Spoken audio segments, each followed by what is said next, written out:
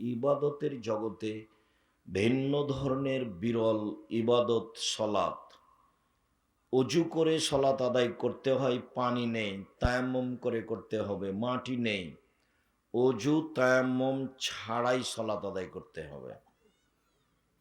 কেবলার দিকে মুখ করে সলাত আদায় করতে হয়, কেবলা বোঝা যায় না, এমনিতেই পড়তে হবে। দাঁড়িয়ে সলাত আদায় করতে হয়, দাঁড়িয়ে থাকা যায় না, বসে থেকে করতে হবে। বসে থাকা যায় না, শুয়ে থেকে করতে হবে।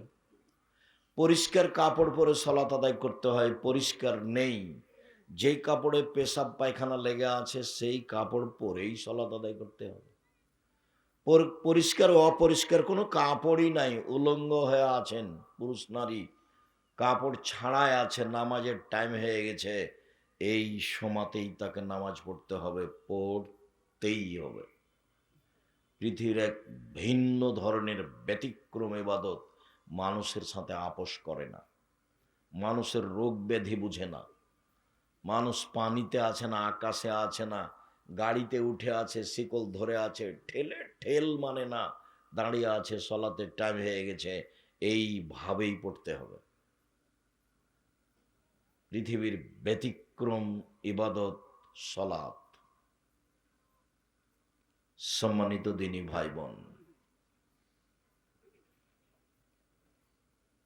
অলসতা করে সলাৎ ছেড়ে দিলে ইমাম আহমদ বিন হাম্বল রাহিমাহুল্লাহ বলেছেন ওকে জবে করতে হবে, মেরে ফেলে দিতে হবে, হত্যা করতে হবে। ইমাম আবু হানিফা রাহিমাহুল্লাহ বলেছেন ওকে জেলখানায় বন্দি করে পিটিয়ে সলাত আদায় করাতে হবে। বর্তমানে আরবি বিদ্বানগণ বলছেন যে স্বামী সলাত আদায় করে, স্ত্রী করে না, স্ত্রী করে স্বামী করে না, তাহলে বিভাগ কেটে গেছে।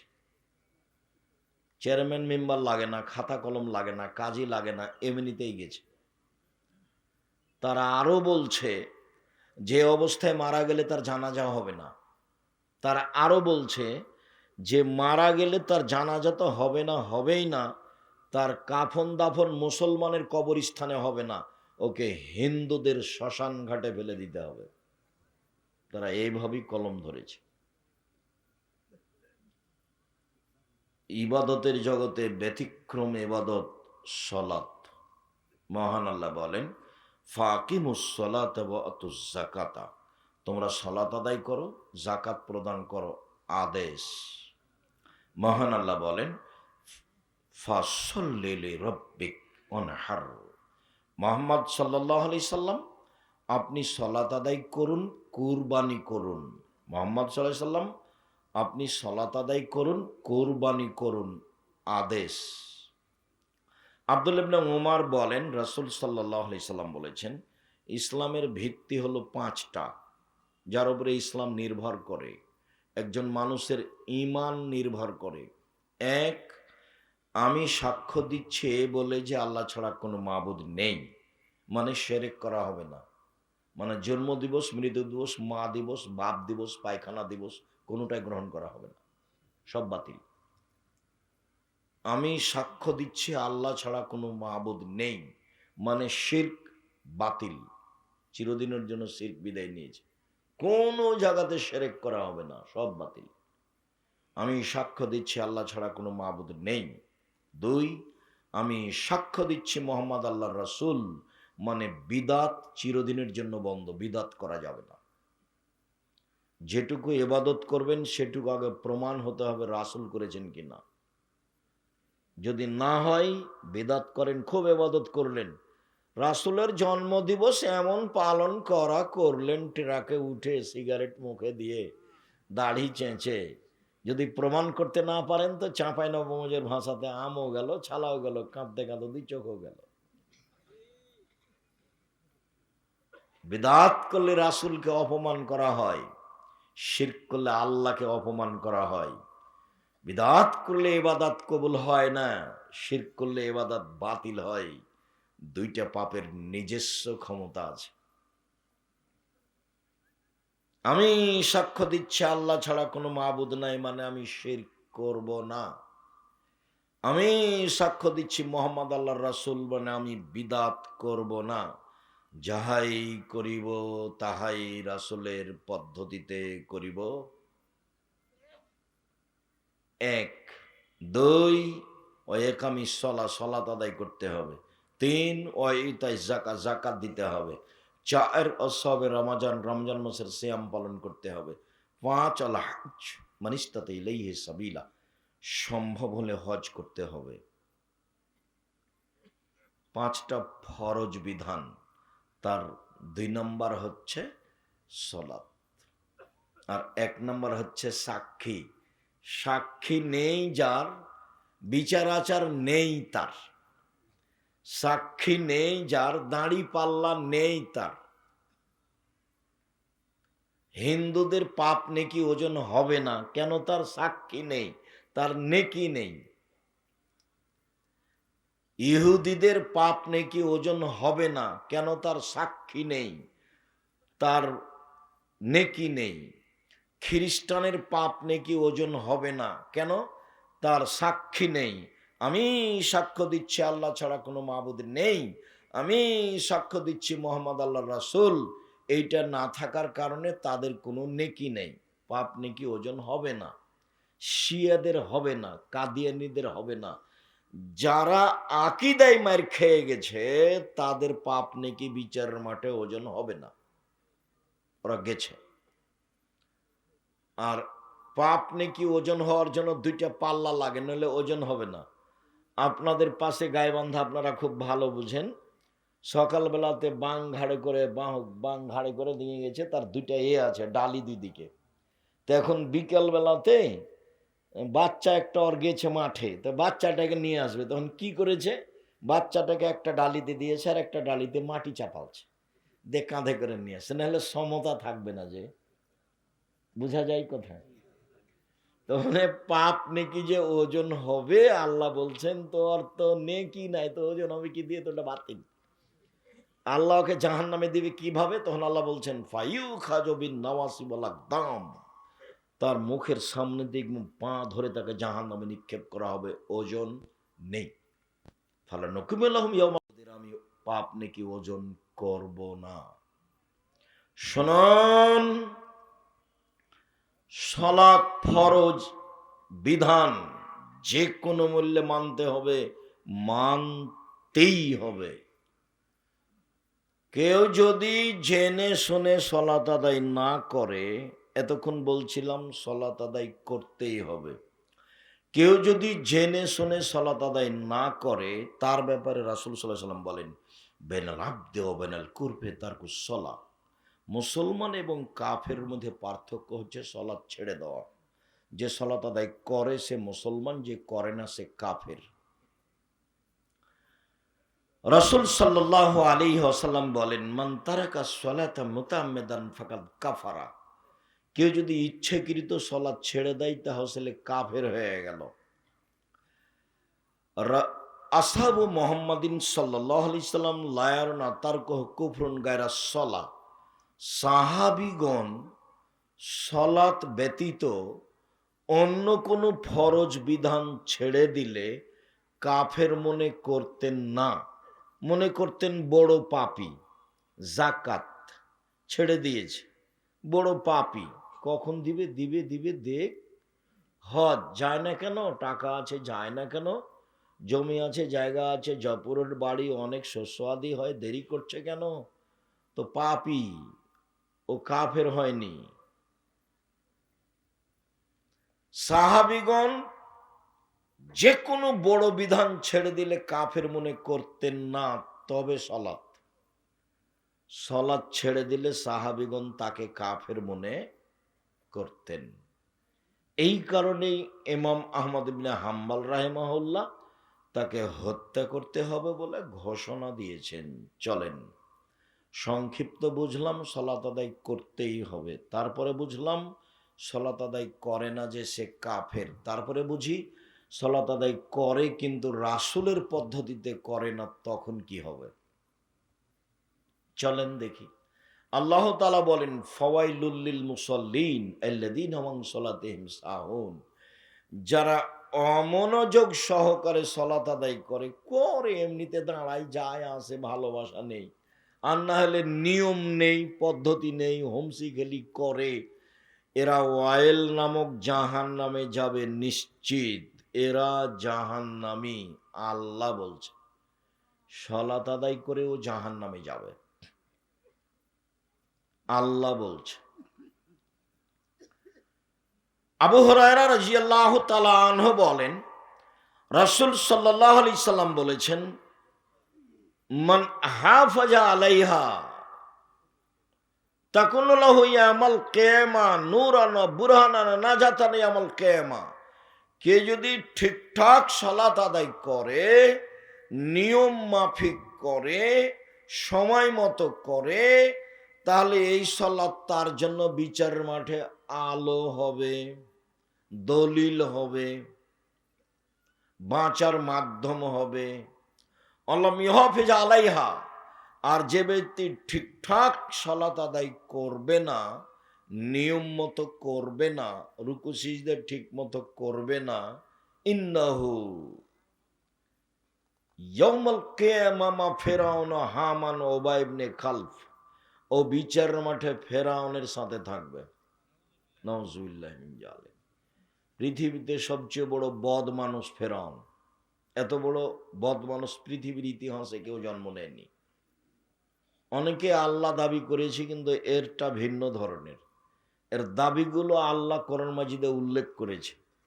এ একবার বলছে, মুসা লাইনিত্তাখাস্তা ইলাহান গায়রি লাজালান্নাকা মিনাল মাসজুনিন।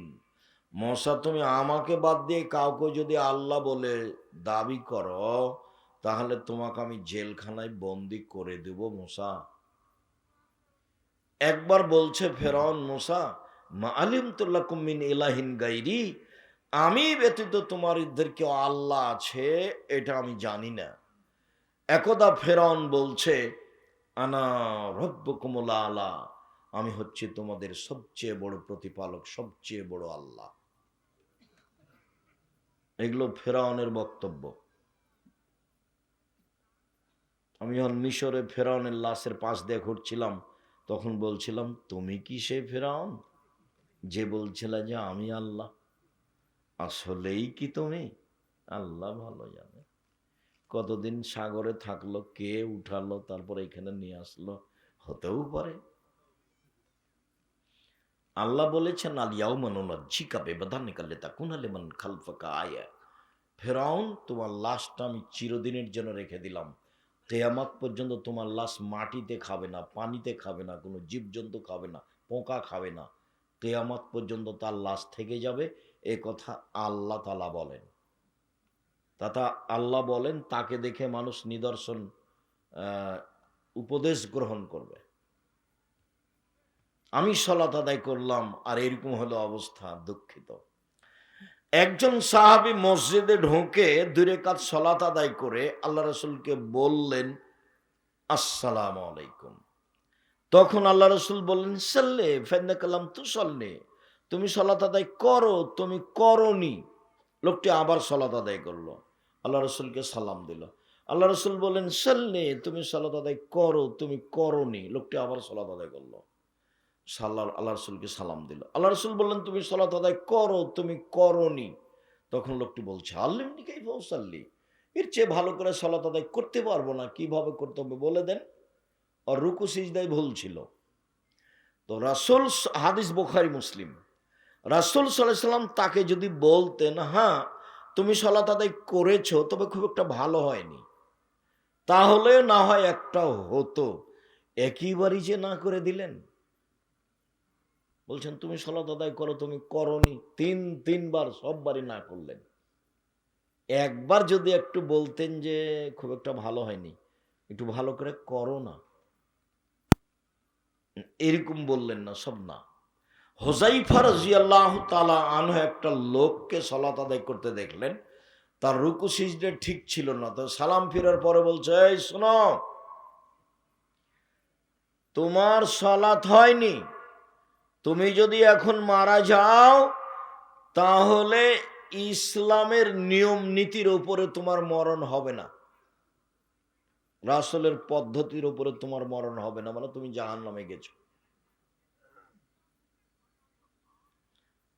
একদিন আল্লাহ রাসূল বলছেন, আসওয়াউ সারিক, সবচেয়ে বদ চোর, সবচেয়ে খারাপ চোর। গরু চুরিও চোর, তবে সবচেয়ে খারাপ চোর নয়, হাত কাটা যাবে। টাকা চুরিও চোর, তবে সবচেয়ে খারাপ চোর নয়, হাত কাটা যাবে। সবচেয়ে খারাপ চোর হলো মাইয়াসরিকু মিন সলাতিহি, যে সলাত চুরি করে। তো সাহাবীগণ বলছেন কাইফা ইয়াসরিকু মিন সলাতিহি, মানুষ আবার সলাত চুরি করতে পারে আল্লাহ রাসূল? সলাত কিভাবে চুরি করতে পারে, এইটা কেমন হলো? তখন আল্লাহ রাসূল বললেন মাল্লাম ইউতিম রুকুআহু ওয়ালা সুজুদাহা, যে ব্যক্তি রুকু সিজদা ঠিক মতো আদায় করলো না, সেই হলো সলাত চোর। তাহলে সব গিয়ে দাঁড়াচ্ছে সলাতের উপরে। সম্মানিত দিনী ভাই বোন, সলাত এমন একটি ইবাদত যার উপরে নির্ভর করে অন্যান্য ইবাদত। আবু হুরায়রা রাদিয়াল্লাহু তাআলা আনহু বলেন, রাসূল সাল্লাল্লাহু আলাইহি সাল্লাম বলেছেন, আউয়ালু ইসলি ইয়াউমাল কিয়ামা, আউয়ালু বিআবদ ইসল আবদ ইয়াউমাল কিয়ামা সালাত। বিচারের মাঠে মানুষকে প্রথমে জিজ্ঞাসা করা হবে সালাত সম্পর্কে। ফাইন সালাহাত সালাহুল্লাহু সায়রা আমালিহি, যদি তার সালাত টিকে যায় সব ইবাদত টিকে যাবে। যদি সালাত না টিকে ফাইন ফাসাদাত ফাসাদাল্লাহু সায়রা আমালিহি, তাহলে সব আমল বাতিল বলে গণ্য হবে। হজ, যাকাত, দান খায়রাত, সিয়াম, তাসবিহ তাহলিল, কোরআন তেলাওয়াত সব বাতিল। আনাস রাদিয়াল্লাহু তাআলা আনহু বলেন, রাসূল সাল্লাল্লাহু আলাইহি সাল্লাম বলেছেন, as-সালাতু সালাসাতু আথলাসিন, সালাত তিন ভাগে বিভক্ত। আত-তাহুরু সুলুসুন, রুকু ওযু হলো তিন ভাগের এক ভাগ। রুকু সুলুসুন, রুকু হলো তিন ভাগের এক ভাগ। সুজুদ সুলুসুন, সিজদা হলো তিন ভাগের এক ভাগ। ফামান আদাহা বিহাক্কিহা, যে ব্যক্তি এইগুলো সব ঠিকঠাক করে আদায় করলো, ওযু রুকু সিজদা, তাহলে কবিলাত সলাত, তার সলাত কবুল করা হবে। কবুলে সায়রা আলাইহি, সব আমল কবুল করা হবে। ওয়াইন রুদ্দাত আলাইহি সলাতুহু, যদি সলাত তার উপরে প্রত্যাখ্যান করা হয়, যা তোমার সলাত হয়নি, রুদ্দা আলাইহি সায়রা আলাইহি, তাহলে সব আমল বাতিল বলে গণ্য হবে। এ কথা মুহাম্মদ সাল্লাল্লাহু আলাইহি সাল্লাম বলেন। ধীরস্থির রুজু ও ধীরস্থির রুকু, ধীরস্থির সিজদা, বাস। সুন্দর অজু, তাড়াহুড়া করে অজু করবেন না, সুন্দর অজু। আল্লাহ রাসূল একদা বলছেন, শোনো আমি কি বলে দেব তোমাদের একটা কাজের কথা, যাতে পাপ মিটে যায়, মান বেড়ে যায়। একটা আমলের কথা বলবো যাতে পাপ মিটে যায়, মান বেড়ে যায়। হ্যাঁ, খুব তো ভালো কথা, বলেন বলেন, কি সেটা? পাপ মিটে যাবে, মান বেড়ে যাবে। তখন আল্লাহ রাসূল বলছেন, শোনো, এক, সুন্দর করে ওযু করলে পাপ মিটে যাবে, মান বেড়ে যাবে। দুই, পায়ে হেঁটে মসজিদে গেলে পাপ মিটে যাবে, মান বেড়ে যাবে। তিন, সলাতের পরে সলাতের অপেক্ষা করলে, এক সলাত আদায় করেছি আবার কখন যাব মসজিদে, তার অপেক্ষায় থাকলে পাপ মিটে যাবে, মান বেড়ে যাবে। একদা আল্লাহ তাআলা আমাদের নবীকে বলছেন, মুহাম্মদ হাল তাদরি ফিমা ইয়াকতাসিমুল মালাউল আলা, মুহাম্মদ আপনি বলতে পারেন ওপরে কি নিয়ে হইচই হচ্ছে? আমাদের নবীকে আল্লাহ তাআলা মুহাম্মদ বলে ডাকতেন, জিবরাইল আমাদের নবীকে মুহাম্মদ বলে ডাকতেন, আর সাহাবীগণ আমাদের নবীকে বলতেন আল্লাহ রাসূল বলেছেন। আল্লাহ রাসূল আপনি এটা করবেন, আল্লাহ রাসূল দিয়েছেন, আল্লাহ রাসূল গেছেন, আল্লাহ রাসূল খেয়েছেন। সাহাবীগণ বলতেন আল্লাহ রাসূল দিয়েছেন, আল্লাহ রাসূল করেছেন। আর মুহাম্মদ বলতে, আল্লাহ বলতেন মুহাম্মদ, জিবরাইল বলতেন মুহাম্মদ। আর ভারত, বাংলাদেশ, পাকিস্তানের ওলামায়ে কেরাম, ফজলায়ে জামেরা বলছে হুজুরে পাক সাল্লাল্লাহু আলাইহি সাল্লাম, হুজুরে পাক। নামটাই বিদাতি। সবার মহাস্থানের পাশে বাড়ি, সবাই বা এরকম, বা আরো যত মহাস্থান আছে বাংলাদেশে, কত আছে তার কোনো হিসাব নাই। আল্লাহ তুমি মাফ করো, কবরের সাথে সম্পৃক্ত মানুষ। বলছিলাম সম্মানিত দিনী ভাই বোন, সালাত ব্যতিক্রম ইবাদত। মুহাম্মদ বলতে পারেন উপরে কিনে হইচই হচ্ছে? হ্যাঁ বলতে পারি। কি বলো তো? সুন্দর করে অজু করলে পাপ মিটে যাবে, মান বেড়ে যাবে, এইটা বলা বলি হচ্ছে। পায়ে হেঁটে মসজিদে গেলে পাপ মিটে যাবে, মান বেড়ে যাবে, এইটা বলা বলি হচ্ছে। সলাতের পরে মসজিদে বসে বসে তাসবিহ তাহলিল জিকির আজকার করলে পাপ মিটে যাবে, মান বেড়ে যাবে, এইটা বলা বলি হচ্ছে। তারপরে আল্লাহ রসুল বলছেন, এখন ফাইন ফালা আশা বেখাইরিন ও মাতা বেখাইরিন, এই লোক যদি মরে যায়, মরে যাওয়া ভালো। এই লোক যদি বেঁচে থাকে, বেঁচে থাকা ভালো। এই লোক যদি মরে যায়, মরে যাওয়া ভালো। এই লোক যদি বেঁচে থাকে, বেঁচে থাকা ভালো।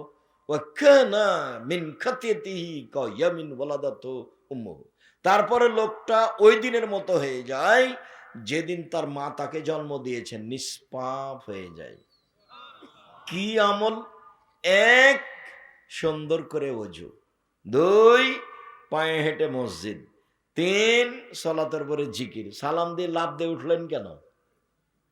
জুমার দিনে সবার পরে গেছে, দিয়ে সবার আগে আসার জন্য হুড়াহুড়ি করছে। শরম হয় না? সলাৎ ফাজিলামি করো সলাতের সাথে। উমর রাদিয়াল্লাহু তাআলা বেঁচে থাকলে তোমাকে ওরে ঘর ধরে বসিয়ে দিত, আর শতকরা ৯৫ জন ৯৮ জন বক্তার আজীবন জেল হতো, কেউ বাইরে থাকতো না। বক্তৃতা একটা পেশার মধ্যে চলে এসেছে। শেষে চলে আসলাম। রাসূল সাল্লাল্লাহু আলাইহি ওয়াসাল্লাম বলেন, সাল্লু কামা রাআইতুমুনি উসাল্লি। সময় কত?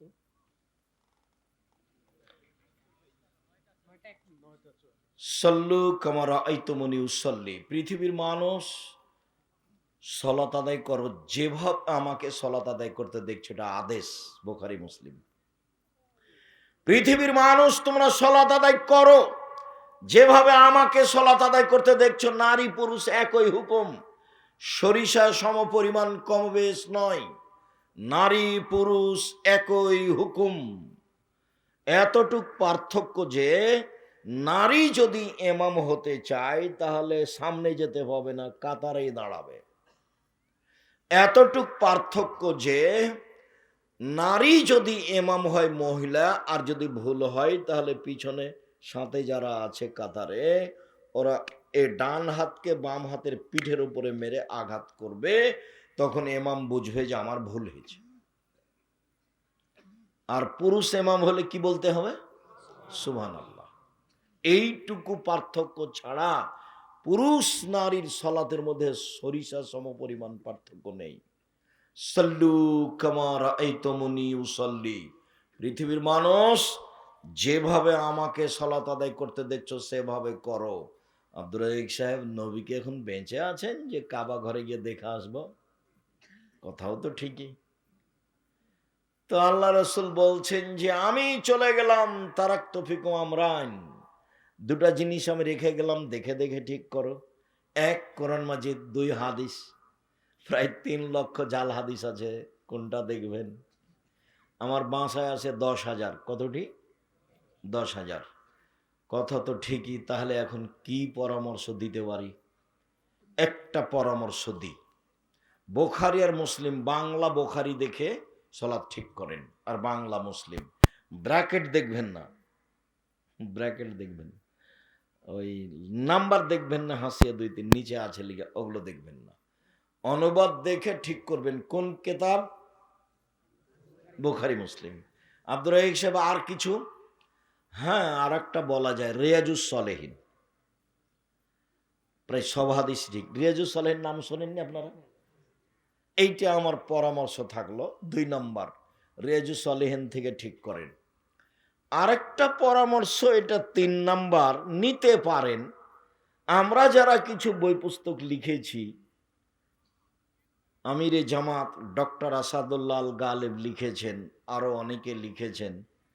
আমিও ভাঙাচুরা করে, ছেঁচড়া মেছড়া করে, কোনো রকম করে চাঁপাইনবাবগঞ্জের ভাষাতে আপনি যেন পড়লেই বুঝতে পারেন, একটুকু যেন অস্পষ্ট না থাকে, তাই একবারে হাতে নাতে, কি ওকে বলে, খড়ি, হাতে খড়ি দিয়ে অক্ষরে অক্ষরে হুবাহু রাসূলের হাদিস দিয়ে সালাতটা বাস্তবায়ন করেছি। তার নাম রাসূল সাল্লাল্লাহু আলাইহি সাল্লামের সালাত বনাম প্রচলিত সালাত। এটা আমার পরামর্শ। ১ নম্বরে কি দেখতে বললাম? বুখারী মুসলিম। 2 নম্বরে রিয়াজুস সালেহিন। আর 3 নম্বরে পরামর্শ থাকলো, আমাদেরটা দেখতে পারেন, খুব সহজ সরল করে চাঁপাইনবাবগঞ্জের ভাষাতে লেখা আছে, একবারে হাতে নাতে সুন্দর করে, বুঝতে একটুকু অসুবিধা হবে না, কঠিন মনে হবে না। যেভাবে বক্তব্য শুনছেন কাছাকাছি এইরকমই। 1 বছর একদিন একটা লোককে দেখতে দিয়েছিলাম, তো বলছে আমি সময় পাইনি আপনার বই দেখার। তখন আমি বলছি হ্যাঁ, চাঁপাইনবাবগঞ্জের ভাষাতে লিখবো, যা হবে, মানুষ বুঝলেই হলো। মানুষ, আমি যেটা বলতে চাচ্ছি সেটা মানুষ বুঝলেই হলো। দেখেন, ভালো হবে। অন্য পদ্ধতিতে সলাত আদায় করে সলাত হবে না, দুনিয়া একদিকে গেলেও হবে না। সবাই যদি কাবা ঘরে গিয়ে 3 ফুট পর পর দাঁড়াই, তো রাসূলের পদ্ধতি নয়। 3 ফুট পর পর দাঁড়ালে আল্লাহ রসুলকে আবার দুনিয়াতে আসতে হবে, এসে বলতে হবে পৃথিবীর মানুষ, করোনা টরোনা যাই হোক, এখন তোমরা 3 ফুট পর পর দাঁড়াতে পারো। আর যেহেতু কিয়ামত পর্যন্ত তিনি আর কোনোদিন আসবেন না, কাজে এটা হবে না। আল্লাহু আকবার, সলাতে দাঁড়ানোর সময় এরকম করবেন না, আল্লাহু আকবার, এটা বাতিল।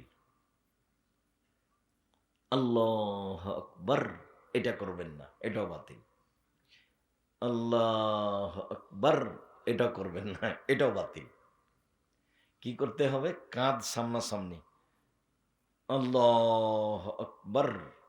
আর একটু, অনেক হাদিস, কানের লতি সামনাসামনি, একটু উঁচু করেন 2-3 ইঞ্চি, আল্লাহু আকবার। তাহলে বাতিল হলো আল্লাহু আকবার, বাতিল হলো আল্লাহু আকবার, বাতিল হলো আল্লাহ। এটা একটা চলবে না, সব কাঁধ সামনাসামনি, কাঁধের লতি সামনাসামনি। কত হাদিস নিবেন? আল্লাহ আকবার বলার পূর্বে পেশাব পায়খানার কাজ থাকলে সেরে আসবেন, সুন্দর করে ওযু নিবেন। পেশাব পায়খানায় বসার সময় বলবেন বিসমিল্লাহ আল্লাহুম্মা ইন্নী আউযু বিকা মিনাল খুবুসি ওয়াল খাবায়েস। তাহলে শয়তান লজ্জায় স্থান দেখতেও পাবে না, ক্ষতি করা তো বহু দূরের কথা। উঠার সময় বলবেন গোফরানাকা। পাকা টয়লেটে ঢোকার সময় বলবেন না, ঢোকে কোনো তাসবিহ তাহলিল জিকির আজকার করতে পারেন, কোনো সমস্যা নেই।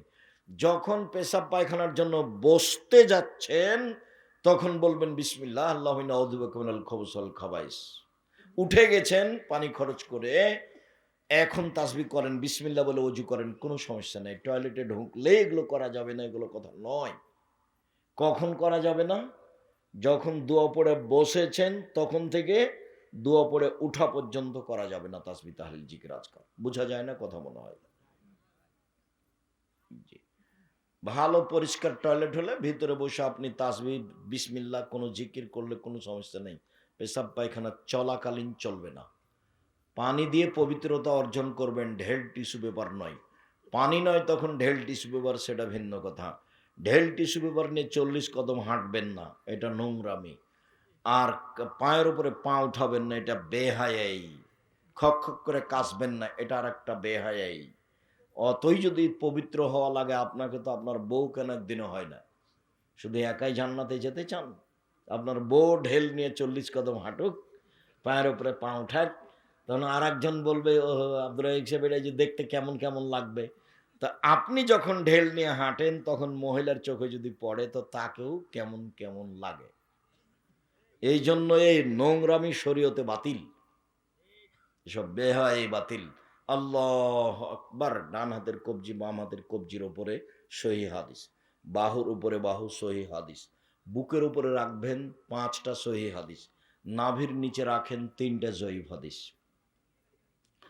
এরপরে সানা পড়েন, গুরুত্বপূর্ণ সানাটা পড়বেন। আল্লাহুম্মা বাঈদ বাইনি ওয়া বাইনা খাতায়ায়া কামা বা'আদতা বাইনাল মাশরিকি ওয়াল মাগরিব। আল্লাহুম্মা নাক্কিনি মিনাল খাতায়া কামা ইয়ানক্কা সাবুল আবিজু মিনাদ দানাস। আল্লাহুম্মা আগসিল খাতায়ায়া বিল মাই ওয়াস সালজি ওয়াল বারাদ। হে আল্লাহ, তুমি আমার পাপকে আমার থেকে দূরে করে দাও, পূর্ব থেকে পশ্চিম যত দূরে। আল্লাহ, তুমি আমার পাপকে ধুয়ে দাও, যেভাবে সাদা কাপড়কে ময়লা থেকে ধুয়ে পরিষ্কার করা হয়। আল্লাহ, তুমি আমার পাপকে বরফ তুষার স্বচ্ছ পানি দিয়ে ধুয়ে পরিষ্কার করে দাও। আউযু বিল্লাহি মিনাশ শাইতানির রাজিম।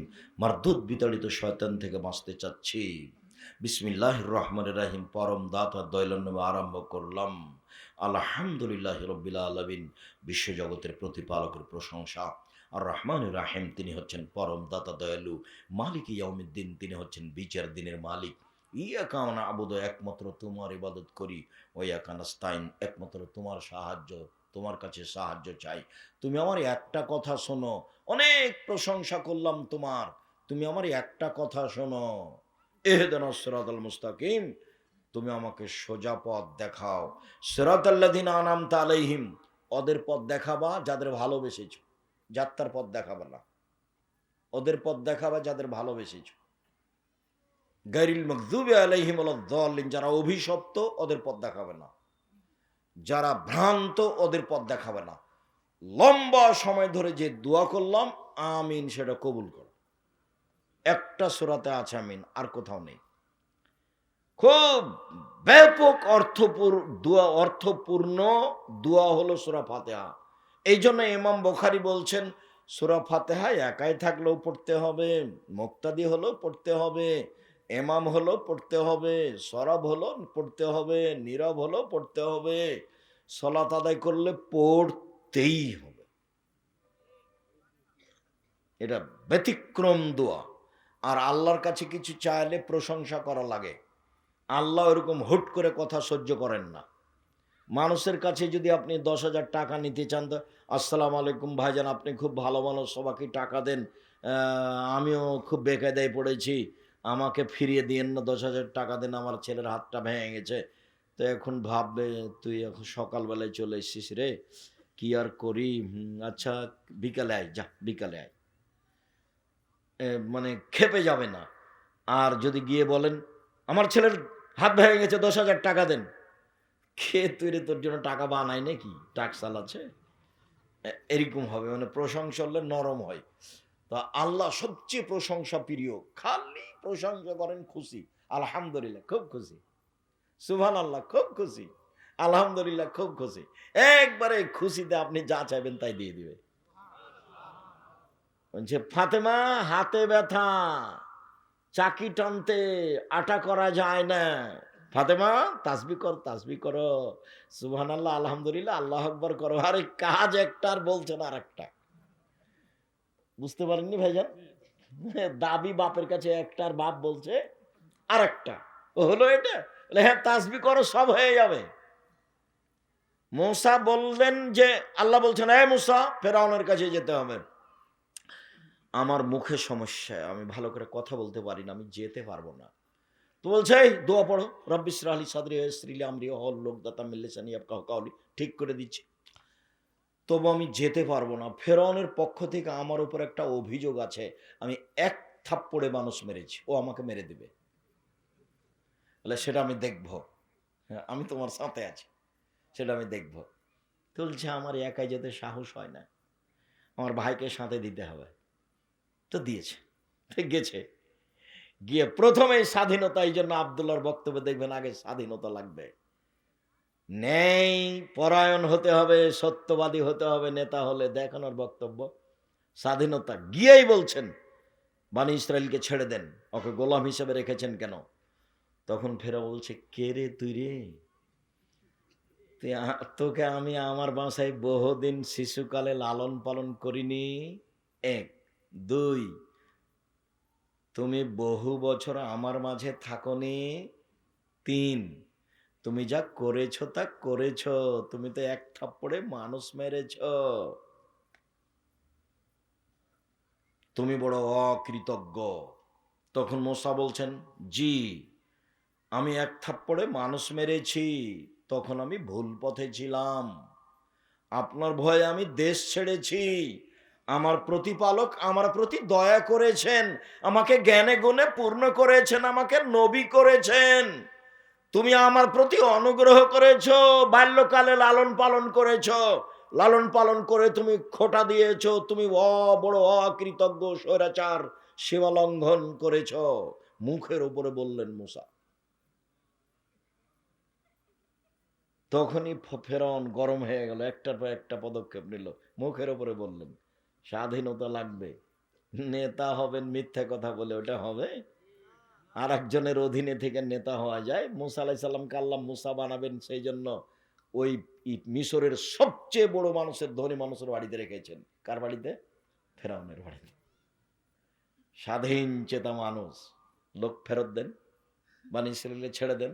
প্রথম কথা, তুই কে? মুসা নও তুমি? তুমি আমার বাড়িতে শিশুকালে ছিলে না? তোমাকে আমি লালন পালন করে এলো খোটা। এটা একটু পরে মুসা আলাইহিস সালাম বলবেন, এই তুমি আমাকে খোটা দিয়েছো, তুমি আমার প্রতি অনুগ্রহ করে খোটা দিয়েছো। বিসমিল্লাহির রহমানির রহিম। পরম দাতা দয়ালু নামে আরম্ভ করছি। কুল হুয়াল্লাহু আহাদ। হে নবী আপনি বলুন, আল্লাহ এক, আল্লাহু সামাদ, তিনি নিরপেক্ষ মুখাপেক্ষীহীন। লাম ইয়ালিদ, তিনি কাউকে জন্ম দেননি। ওয়ালাম ইয়াকুল লাহু কুফুয়ান আহাদ, তার সমকক্ষ কেউ নেই। আল্লাহু আকবার। ওই পর্যন্ত হাত উঠিয়ে আপনি রুকুতে যান। রুকুতে যাওয়ার পূর্বে কয়েকটা কথা। হাত দুটি রডের মতো সোজা থাকবে, আঙ্গুলগুলো খোলা খোলা থাকবে, হাঁটু চেপে ধরে থাকবেন, মাথা উঁচুও হবে না নিচুও হবে না, একবারে সোজা হয়ে থাকবে পিঠের লম্বা হাতটা। হাত রডের মতো সোজা হয়ে থাকবে, হাত, মাথা উঁচুও হবে না নিচুও হবে না। বলেন সুবহান কুদ্দুসুন রব্বুল মালাইকাতুর রূহ যতবার পারেন। বলেন সুবহান রব্বিল আযীম যতবার পারেন। বলেন সুবহানাজিল জাবরুতি ওয়াল মালাকুতি ওয়াল কিবরি ওয়াল আজমা যতবার পড়েন। বলেন সুবহানাকা আল্লাহুম্মা রাব্বানা ওয়া বিহামদিকা আল্লাহুম্মা ইগফিরলি যতবার পড়েন। 3 বার 5 বার 10 বার একটাও ঠিক নয়। যা পারেন পারেন, এ না হলে একবার করে চলে যান।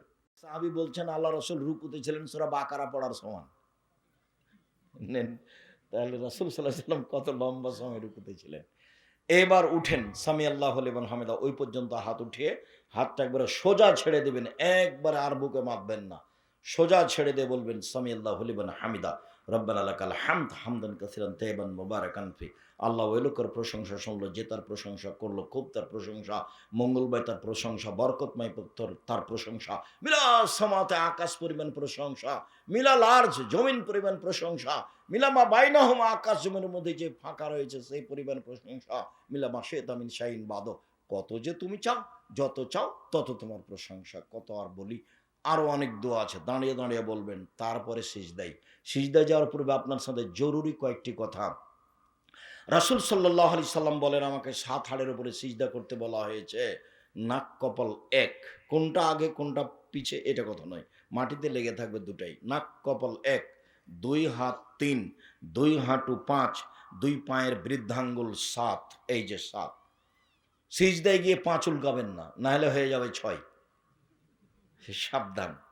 তারপরে বললেন আমাকে চুল জড়িয়ে নিতে নিষেধ করা হয়েছে আর কাপড় জড়িয়ে নিতে নিষেধ করা হয়েছে। সলাত সময় কাপড় খুলে দিবেন হাত, আর প্যান্ট উপরের দিকে জড়াবেন, নিচের দিকে হারাম, কাবিরা গুনাহ।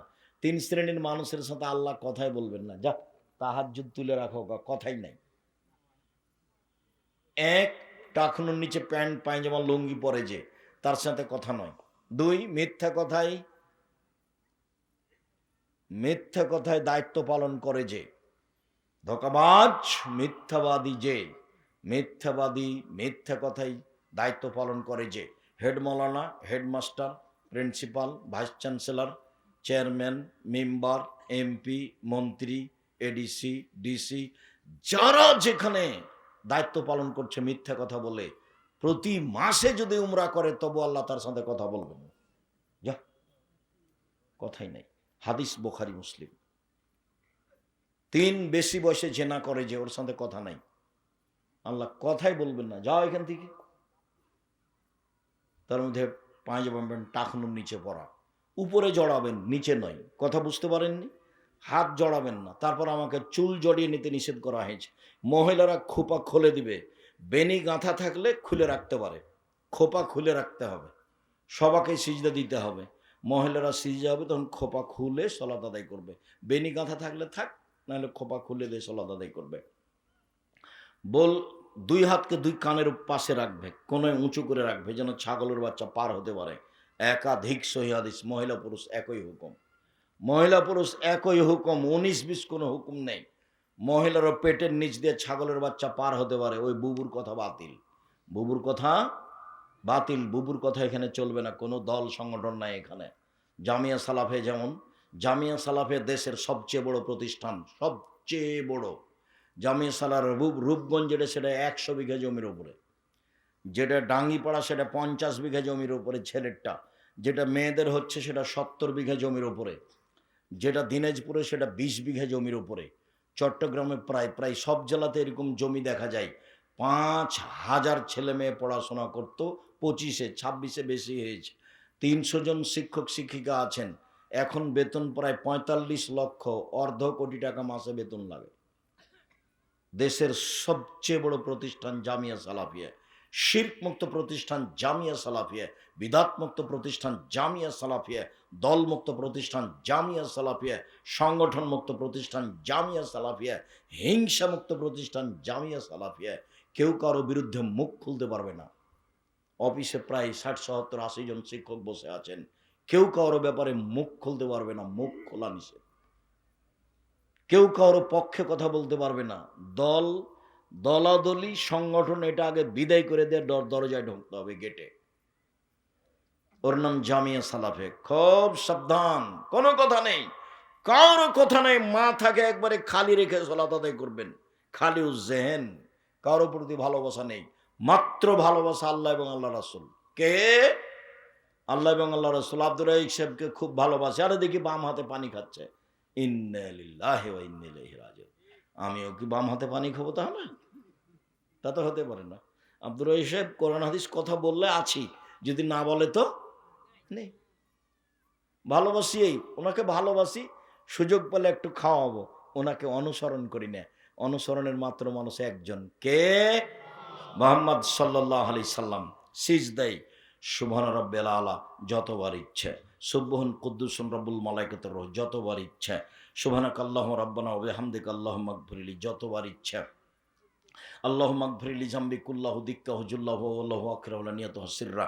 আরও যত দোয়া হাদিসের মুখস্থ আছে সব বলে নেন। আল্লাহুম্মা ইন্নাকা আফুবুন তুহিব্বুল আফওয়া ফা'ফু আননি। যা পারেন বলেন। সিজদায় উঠে আসেন, কোরআন পড়বেন না, রুকুতে এবং সিজদায় কোরআন মাজিদ পড়বেন না। উঠে আসেন, আল্লাহুম্মা ইগফিরলি ওয়ারহামনি ওয়াহদিনি ওয়াআফিনি ওয়ারজুকনি। আবার সিজদা করেন, এগুলো সব বলেন। আবার উঠে আসেন, এটা আত্তাহিয়াতের বৈঠক। বাম হাত জমা করে হাঁটুর উপরে রাখেন, ডান হাতের 2টা আঙুল জমা করে তৃতীয় আঙুলের নখের উপরে বৃদ্ধাঙ্গুলের পেটটা রাখবেন, অবিরাম নড়াবেন। যতবার নড়াচ্ছেন ততবার শয়তানকে আঘাত করা হচ্ছে। বাম পায়ের পাতার উপরে বসে থাকবেন, ডান পা খাড়া করে রাখবেন।